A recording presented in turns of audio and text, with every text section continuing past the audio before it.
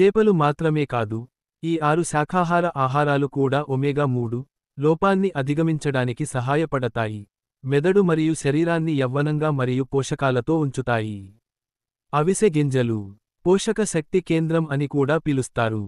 వీటిలో protein, fibre, magnesium, manganese మరియు ఒమేగా-3 కొవ్వు ఆమ్లాలు పుష్కలంగా ఉంటాయి. ఇవి కొలెస్ట్రాల్, అధిక రక్తపోటును నియంత్రించడంలో మరియు గుండెను ఆరోగ్యంగా ఉంచడంలో సహాయపడతాయి.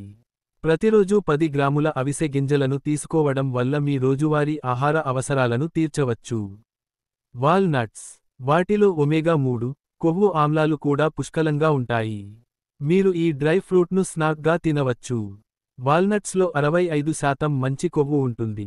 ఇది మెదడు ఆరోగ్యాన్ని గణనీయంగా మెరుగుపరుస్తుంది, జ్ఞాపకశక్తిని పెంచుతుంది, ఆందోళనను తగ్గిస్తుంది మరియు అభ్యాస నైపుణ్యాలను మెరుగుపరుస్తుంది.